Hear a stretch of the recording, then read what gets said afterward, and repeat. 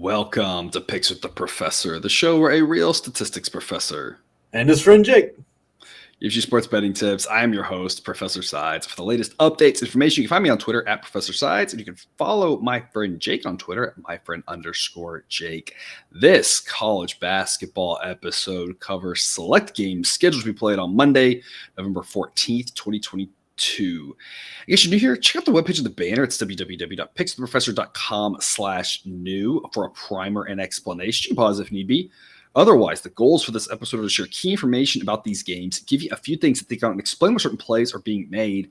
We never recommend blindly tailing or fading any pick, but rather to hear the justifications and thought processes to make sure you're fully on board with a sore against us before investing your hard-earned money. Remember that Sideline has graded plays on every single game, but as always, take what you like and leave the rest. And if you have questions about these games or others, the best place to get those answers is on our Discord chat. You can access that through Patreon. The link is in the show description. As always, remember there are no locks in gambling, so what Sideline provides are loves, likes, and leans. It is A, B, and C grades to indicate its confidence level with respect to scaling wagers. However, please understand that good and bad variance will occur. So as much as we'd like to say we'll be profitable each and every day, that is an impossible reality for any gambler. Jake, since the last time we talked, I don't think I realized it when we recorded Friday night, how good of a night the model had Friday. Yeah, really, really good. Really good. And then Saturday, the A plays did pretty well to get on Sunday. Those are just rolling. It won't always be that good, but it's always fun when they are. And just ride the wave when it happens. Exactly. I think we're seeing, especially with those A-grade picks, and the B-grade picks I think are trending in the right direction too, what I've always said about, especially college basketball, really, the first month the model tends to do pretty well. Hopefully that hangs on. Usually it just rides high for like 3 to 4 weeks. So we got at least another couple more weeks where we could really trust the model, and then it becomes, I've built some things in the code to hopefully allow it to do better later on in the season, but it's always gets a little trickier later on. But early on, it does really well so far. It's been a lot of fun. Jake, you finished out the last week strong, 3-1. Last time we talked. Yeah, getting some games under my belt, getting to see what these teams are actually about instead of just reading about them. Yeah, and there's so much that we've seen that we saw coming with the transfers, and so much that we didn't. That we kind of knew like this team would look a little different or whatever. But like, you see it, you're like, whoa! Like I didn't quite realize how good or bad that would be. For some teams, they changed the whole team. That was great. Other teams, not so much. Really, it's wild, especially in basketball where one guy can make such a difference. Yeah, it's definitely a different sport than football and baseball with regards to that, and hockey too. Though at least you can kind of make the goalie comparison. That seems like it's like everybody's the goalie, right? Where it's like a good goalie in hockey can make a difference, but basketball is one good player coming or going can really change the whole complexion of a team. Yeah. And then now with the transfer portal, guys moving around, it's good for the players to get some playing time, but it's a little harder to kind of figure that out because there's just so much shuffling, It makes it a little tougher. That's the benefit of the model. The model knows who's moving around and can see that. And for us, it's a little slower for us to sometimes soak all that in, right? Yeah, for sure. There's 360 plus teams. Yeah. You're able to keep track of all the players and where they went and where they left. Props to you. It's your full-time job if you're able to keep up with it, right? Yeah. All right. Well, before we get to Monday's slate, some reminders. Please hit that like button if you're on YouTube. Also, if you aren't yet, please consider subscribing or following. It's free. And if you turn on notifications, you won't miss any of the college basketball, MLB, or college football content that this channel provides. I've already mentioned that Patreon, but check it out if you haven't yet. Lots of great benefits to be found there above and beyond what we do here. Membership starts just $3 per month. That's www.patreon.com/pickswiththeprofessor. I've had 6 days now focusing on college basketball picks, and through one in Saturday, I think the college basketball plays of the day on those 6 days, I think are 13-6. Yeah. Killing it. It's again, it probably won't always be quite that good, but like if we could do most of the way there, right? And I say that because I don't want people to think like this is not a get rich quick scheme. This is a slow and steady, make a little bit of profit every week type realistic thing, So, if we can keep going to 13-6 type thing, that's good. Even if it's like 11-7, that's also really good too, right? That's kind of what we're aiming for there. So again, $3 a month, I think it's worth your investment. But even if you don't, again, we are still thrilled to have you here. Let's get to the games. All lines courtesy of Bet Online. Sign up link in the show description and current as of the time of this recording on late Sunday night. Jake, those A plays have been killing it, but they don't all win. No. And so if we're eyeing through which ones we like more or less, the A-plus play of the day, again, you got some options for you here on Monday. NC Central at Liberty, 6 p.m. You're going a little off radar here into a smaller game. When you picked this, I was like, I couldn't name a single player on either one of these teams. But Liberty is a 12-point favorite. Sideline says it should be Liberty -9. So the model loves NC Central +12, gives that an A grade. Jake, why is this your A-plus play of the day? Well, I think Liberty is getting a little too much respect. They're coming off a nearly 40-point loss to Alabama, where they shot just terribly. It was really, really bad. Their 1 wins against a D2 school.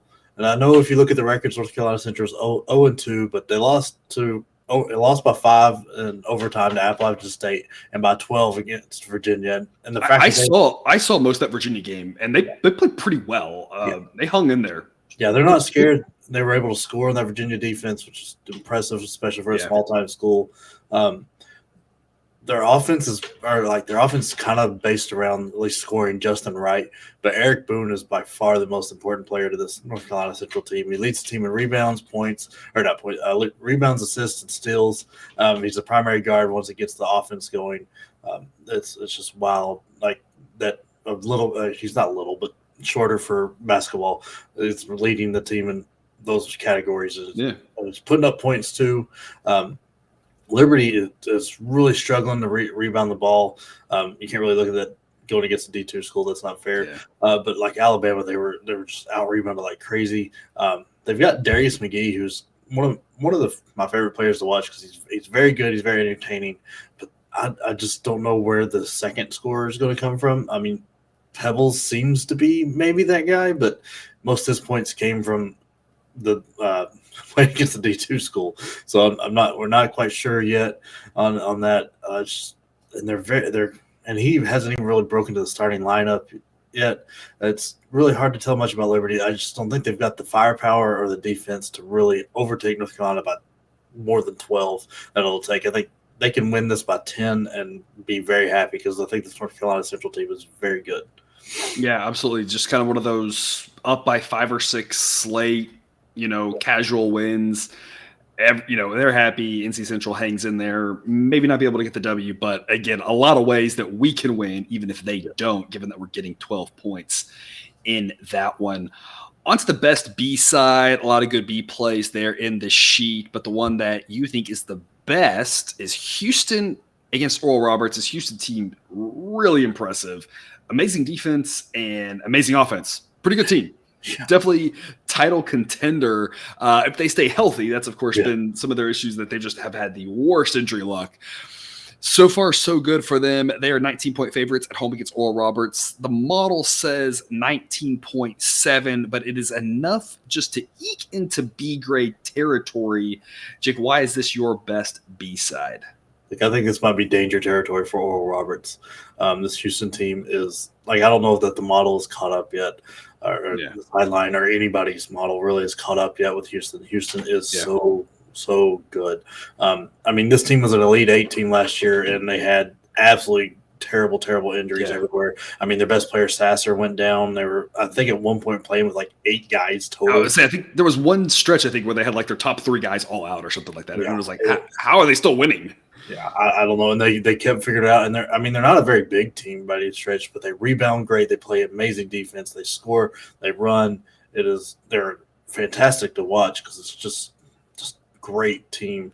And got an amazing coach in Sampson.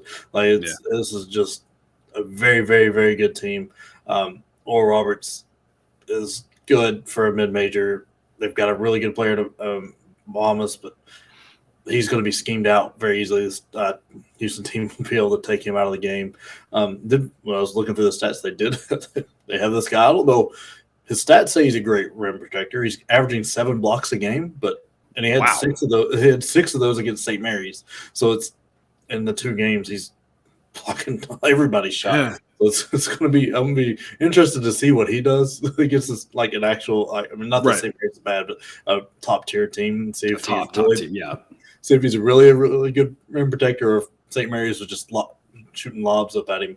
But I don't think they've got enough firepower. They're thin. They're dependent on the starting five. And Houston is deep and will run bodies and run fast and just break you down. I think they could really run away with this, especially if they start forcing a lot of turnovers. This could get ugly quick.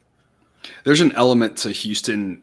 You never know how they will play, but has the ability to get up and down the court and play at a little bit of a faster pace. And that allows you to cover a number like this a little bit easier because there's more possessions. And then on top of that, it becomes like an avalanche, like a real momentum type effect in that it wears the other team down and it kind of creates easier scores later on and easier stops later on because you're just kind of wearing them down with how much you just get up and down the court. Houston just got so much talent. They could just go up and down like a pickup game, have a lot of fun, and just make it look easy, it seems like at times. Yeah, there's tons of excitement around this program right now. Yeah. So I really think the home court advantage will go up because I think, especially when you're playing against a pressure defense like this, when that one turnover turns into two, that turns into five real quick because the crowd jumps on you and then they're just in your face and you can't breathe. And I think that's something that very well could happen this game. Run out of timeouts like early in the second half because you just can't. You don't have enough. This is also an interesting a good place to point out. You're going to at times see the model give grades to two different plays that you might think, why are they getting different grades?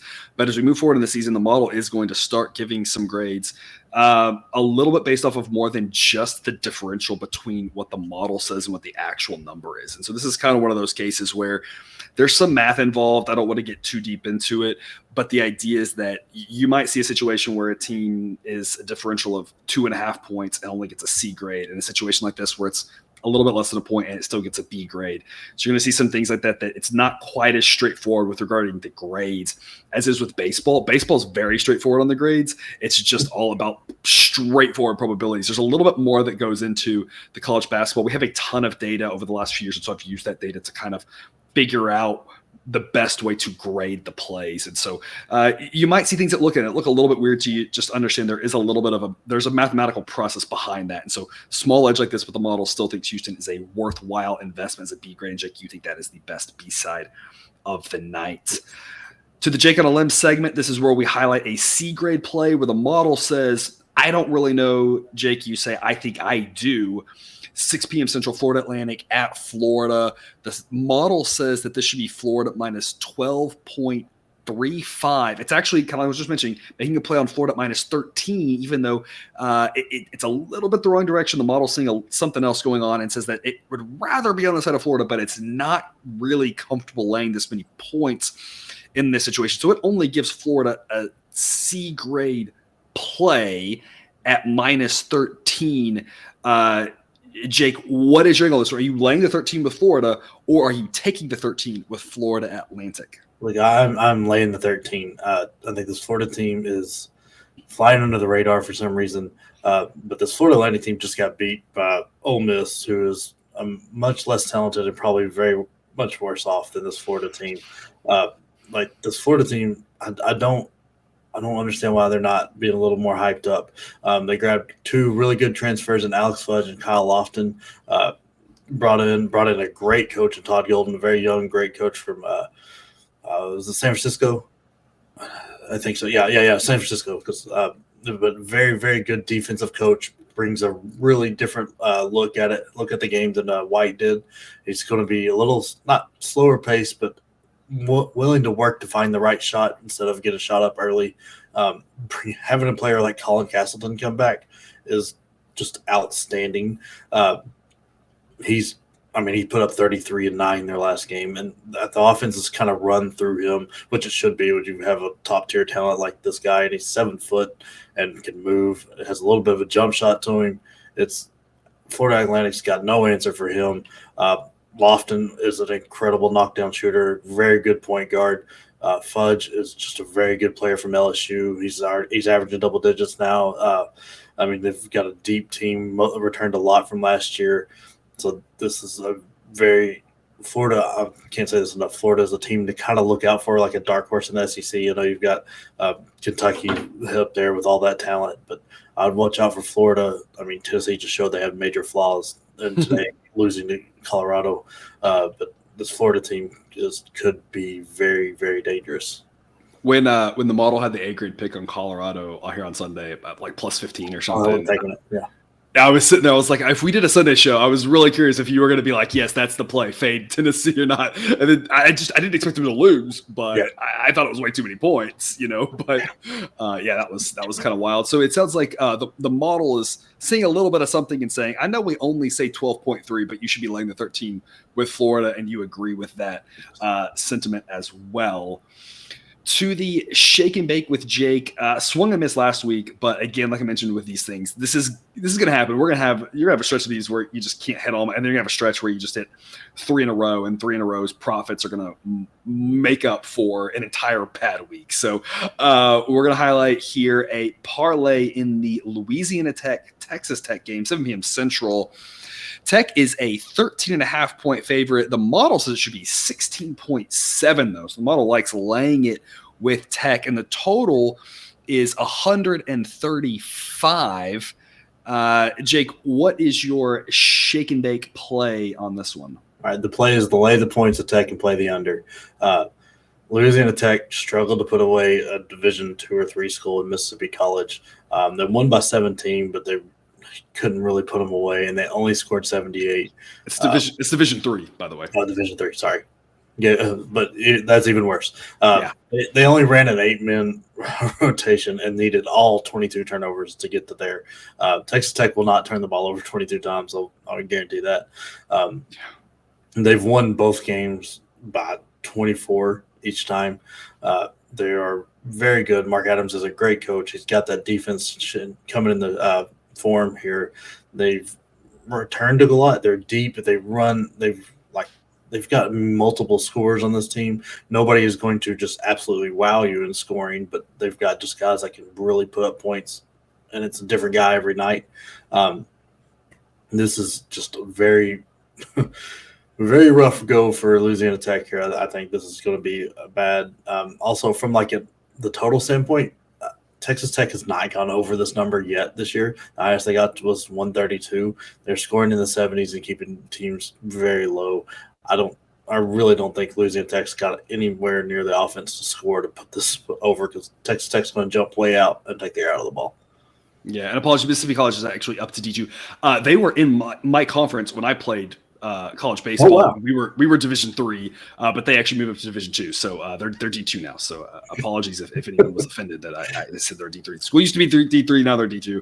But like you said, either way, it doesn't bode well, because there's usually a pretty good talent gap between the Division I and Division II, outside of maybe Chicago State and IUPUI, which, by the way, should have been your must-see TV segment, because that's going to be some basketball right there. I feel like if I can find that on my TV, I won't be able to take my eyes away from that contest. It'd be like a train wreck. Exactly. You can't take your eyes away from it. You're like, I should, but I can't. I have to watch this. Yeah, this is going to be bad. I mean, it's just, but we'll see. We'll see what happens. Speaking of must-see TV, the game you actually do want to watch here, Butler at Penn State, 7:30 Central Time. The model has this as Penn State minus 6.5. It's got Butler plus 7, a slight edge there as a B grade pick. This number was higher. I believe it was actually about 8.5. So again, shameless pitch. $15 a month gives you the early sideline projections every single day. I get these projections out before the lines come out, and you can jump on some really bad openers. This would have been one of them. You could have seen the model said 6.5. You could have said, I'm going to take Butler 8.5, and you got some value there. There's a chance this game lands 7 or 8. So that's some really good value if you got Butler plus 8.5. But I think we still kind of think Butler plus 7 is the right side here. Makes a lot of sense to grab those points with the road dog here. Jake, did they have a chance to pull out the outright upset? Would you recommend maybe a couple dollars on that money line? Maybe they got a shot? Yeah, I think it's worth a shot. I think this Butler team is good. They match up well here. Thad Matta took over this year and just got them going in the right direction. They've been bit a little bit by the injury bug. They've got 3 guys that are probably for sure being out this game, and a 4th one that's questionable. The biggest one is Ali, who transferred in from Akron, and where he was averaging 14 and hitting 40% of his threes. So losing that shooter kind of hurts. But like in their one game so far, Butler absolutely worked New Orleans, won by 36. They're thin a little bit right now because like the injuries, but their starting five absolutely killed it. Manny Bates is the key. He's where the offense is going to go. He's a big guy. They put the four guards around him. They shoot the lights out while they work through him. He just absolutely killed New Orleans. Penn State is a rather small team overall, and I think Bates is going to be able to take advantage of that.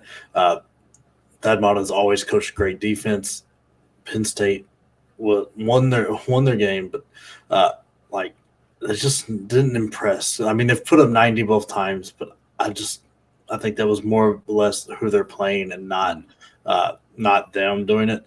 And I mean, Butler put up 89 against New Orleans and only hit 16% of their threes. You think that goes up? That goes up to 30% maybe, or even in the mid 20s. That point total is going to skyrocket. If they do that with Penn State, they'll easily cover this. There's a decent chance they can pull this one outright, but getting the 7 points here is big.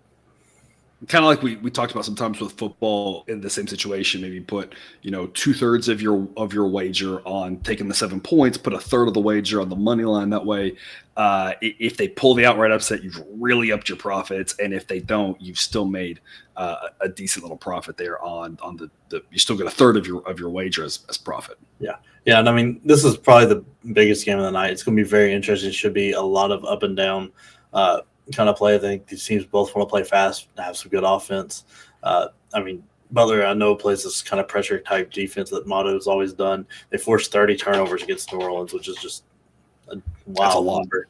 Yeah, I don't think Penn State's going to turn the ball over that much, but like that kind of tells you this game's going to be pressure and run and score. I mean, Lord, I think what's the total at? I think it's always like 159. Maybe? No, this was about 140. 140. Wow, I thought this was the 150s. I must have looked at a different one, but yeah, this should be a lot of points in this one. I would tend to lean towards the over in this one, but not one I'm actually playing.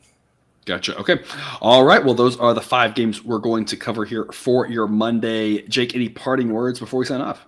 No. Get ready for Tuesday. That's when the Champions Classic comes. So we've got some really good TV games.